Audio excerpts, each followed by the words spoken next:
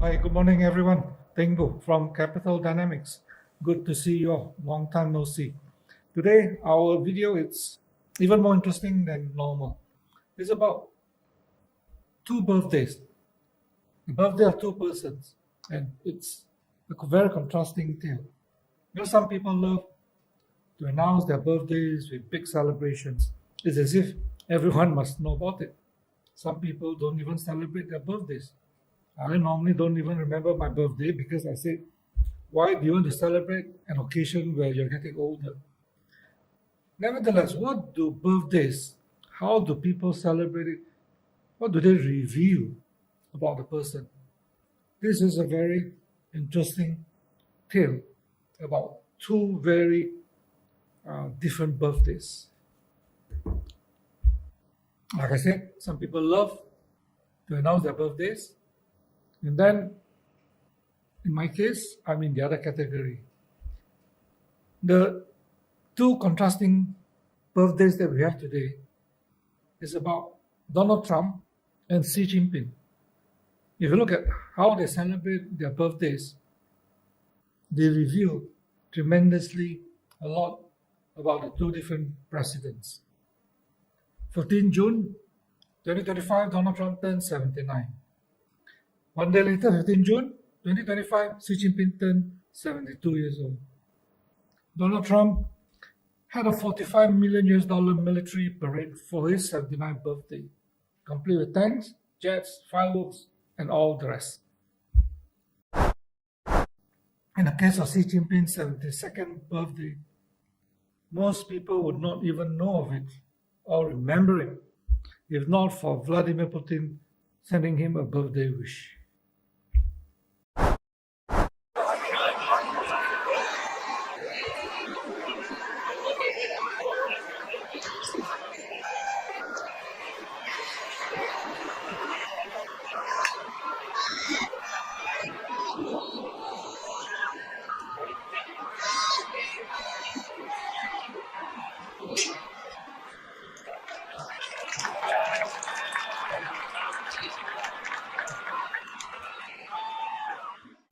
As you listen to the video carefully, you can hear people after the military parade is over.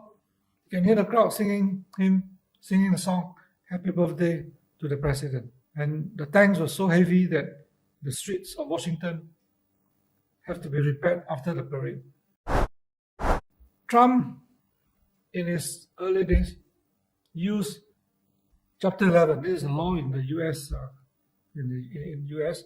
Used Chapter 11 to repeatedly escape debts from 6 corporate bankruptcies, leaving employees and investors in the lurch. His Donald Trump Plaza, his Trump Taj Mahal, his Trump Tower, and so on and so forth, Trump Castle. On the other hand, Xi Jinping governed everything, from small villages in the Chengting County to mega provinces like Zhejiang and now to China herself, without a single corruption allegation. Trump rose to fame on the back of his father's real estate empire and Trump's penchant for showmanship.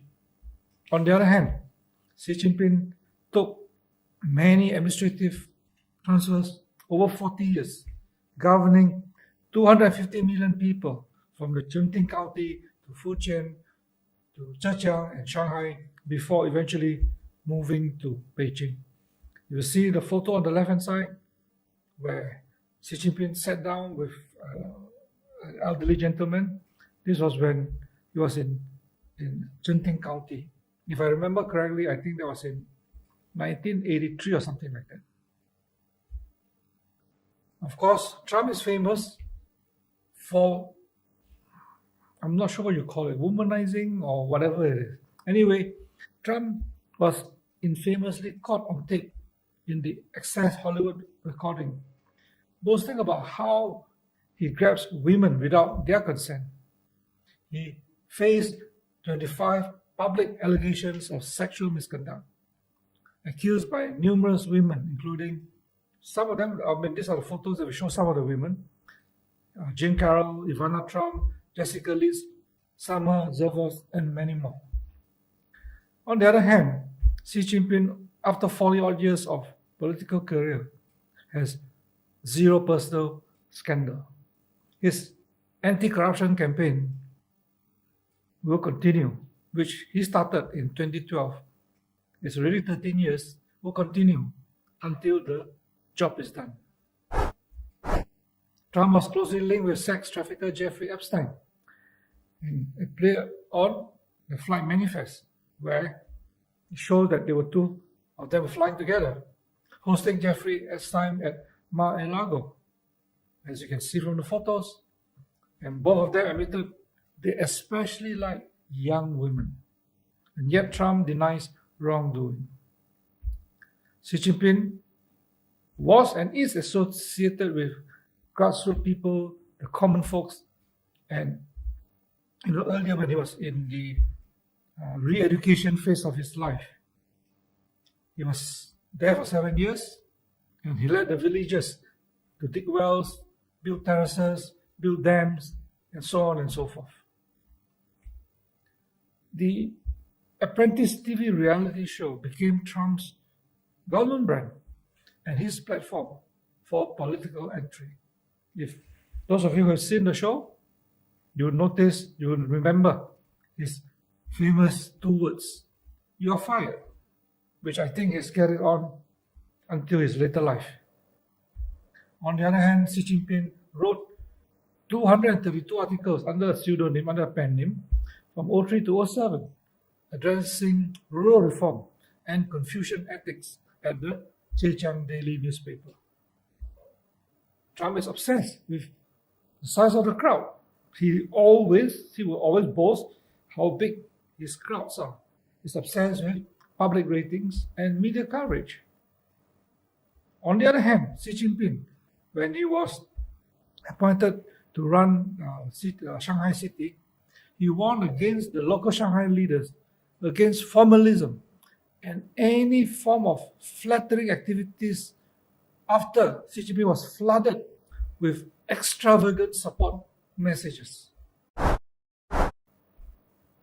Trump would embrace luxury such as gold-plated decor, Trump Tower penthouses, private planes. Recently, he was given a $400 million Boeing 747 jet from Qatar.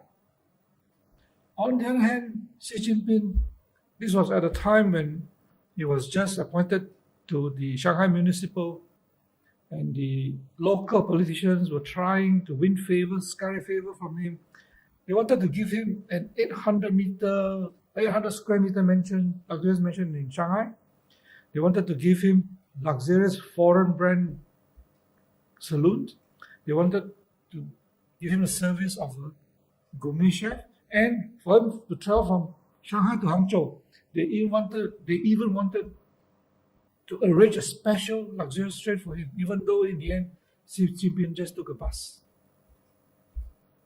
Trump will govern via branding, MAGA, his hats, his slogan, and so on and so forth, and of course appointed Ivana and Jared Kushner to key White House roles. On the other hand, as I mentioned, Xi Jinping's anti-corruption drive purged officials across entire China. He conducted judicial restructuring, he modernized the Chinese military. Trump will draw power from rage and divide. For example, encouraging the riots on 6 January 2021 on Capitol Hill, and Trump thrives on grievance politics. Xi Jinping will advance through from villages to major provinces, often in poverty areas, areas filled with corruption, in hardship areas, and despite all that, Xi Jinping has stayed humble. Are you tired of doing investment research on stock markets? Want to spend time on your hobbies or go out with your friends instead? Introducing iCapital, where you can get independent, objective, and comprehensive investment advice on the go. Available in English and Mandarin and can be accessed via app, website, and print copy. We provide thorough, first-hand research-based findings on listed companies, economies, and stock markets. and clear perspective of how markets interact and how they influence investments, as well as provide Malaysian and global stock recommendations, stock portfolios with outstanding performance to follow. Subscribe now to iCapital for stock news. From only 49 ringgit a year, start investing like a fund manager. Subscribe now at www.icapital.biz. Trump spent over 300 days of his first presidency at golf resorts at the expense of American taxpayers, with a chunk of that money going to his own businesses. On the other hand, Xi Jinping is well known and respected for his frugal, his tight and very mission-oriented daily regimen. Donald Trump became the first US president to be impeached twice. Xi Jinping maintained trust, honesty, integrity across multiple administrations and through transitions. Trump married many times: Ivana Trump, Marla Maples, Melania Trump, and each relationship was marked by media scandals and affairs. Xi Jinping married Peng Liyuan. Xi Jinping divorced the first wife for different reasons. But since then, Peng Liyuan has been Xi Jinping's companion, his wife, maintaining a very low-key public image and proper decorum. Trump will foster media distrust and celebrate fake news, giving all kinds of false narratives by calling journalists enemies of the people. On the other hand, Xi Jinping allowed inspection teams to go through the entire provinces in China to report on the local leaders' performance, even against himself. Trump will govern the most powerful country in the world via social media tweets, based on impulse, based on gut feelings. Of course, he set up his own social media, Truth Social. Xi Jinping has a completely different strategy. He championed what is known as the double it strategy, using the dialectic metaphor: empty the cage, change the bird, and the phoenix rising from the ashes. Trump treated presidency like a show with handshakes for the camera, scriptless rallies, and off-the-cuff policy shifts that would change maybe twice, 3 times a day. Xi Jinping, unknown or unreported by most Western media, often quotes Confucius, stress public morality, and speaks of lifelong accountability for decision-making by leaders. Many years ago, the founding Prime Minister of Singapore, Lee Kuan Yew, described Xi Jinping as a man of great breadth, praising the way Xi Jinping endured various trials and tribulations and worked his way up through the Chinese Communist Party. Lee Kuan Yew also noted that Xi Jinping's life experiences had hardened him, turning Xi Jinping into a person with emotional stability and an inner sense of purpose, who did not allow his personal misfortune or suffering to affect his judgment. One of the best praises that Lee Kuan Yew gave Xi Jinping was, he said, "I would put Xi Jinping in the Nelson Mandela class of persons."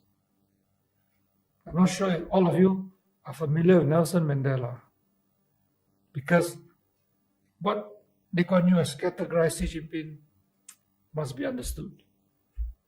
To understand the seriousness of being compared with a person like Nelson Mandela, you have to understand a little bit of Mandela's own experience. In South Africa, Mandela spent 27 years in prison, 27, including 6 years in solitary confinement, where he does not even know when the day starts and when the day ends. Solitary confinement for 6 years. If you like to know what it is, put yourself in a room, put yourself in solitary confinement just for 1 week and see what happens. Mandela had to perform hard labor on a remote island prison off the coast of Cape Town. He endured harsh conditions. He even got tuberculosis, and due to the cruelty and the brutalities of the white Africans, Mandela was routinely denied medical care. Mandela went through hell. Despite the suffering and the cruelty that he has to endure, Mandela, when he was released, bore no bitterness towards his many white captors. Instead, Mandela emerged as a symbol of the highest moral leadership that changed the course of history. To be placed in Mandela's class of persons, few people would ever come close to them. And even fewer people can recognize such a person. So that was what Lee Kuan Yew described Xi Jinping many years ago. The world mistakes trauma for damage, as though to suffer is to become disillusioned. Xi Jinping shows that it is possible to know loss and still choose generosity. The extraordinary thing about him is what Xi Jinping did not become. Xi Jinping transcended hardship. He did not emerge bitter. Not very similar to the person who once had to look at the sea through the African prison bars and chose forgiveness over fury. If Xi's character is in the Nelson Mandela class, Trump's is a peculiar combination in the class of Hitler / Rupert Murdoch / Jeffrey Epstein. Trump's rallies are spectacles of resentment and rage, and mass mobilization tactics from the dark past of Nazi Germany. Like Hitler, Trump leverages victimhood, stirs distress in institutions, and commands devotions through cult-like theatrics. Hitler was able to command almost blind loyalty, you would say blind loyalty, from millions of Germans. Like Murdoch, Trump is wealthy and married many times. In the class of Epstein, author Michael Wolff said, "Here are these two guys, both driven by a need to do anything they wanted with women. Dominance, submission, and entertainment. And one of them ends up in the darkest prison in the country and the other in the White House." Well, apparently, Jeffrey Epstein committed suicide in prison, apparently, because there are so many powerful people associated with Jeffrey Epstein. Prince Andrew, Bill Clinton, Bill Gates, and the list goes on and on. And many of the tapes of the recordings related to Jeffrey Epstein are still classified. These differences matter. Do they? Because these two men shape empires. One carries scars of the lack thereof of their youth. What our takeaway is this: those who have suffered often become the ones least inclined to cause suffering to others. Like I said at the very beginning, this is a very contrasting tale of two birthdays. One just one day apart, of course, different years. I hope you enjoy what I share with you. And I think we will see, because the two presidents will be in power for many years to come. If you like it, click a like, share it, and more importantly, subscribe to Capital Dynamics YouTube channel. With that, I hope you have a good weekend. Bye-bye.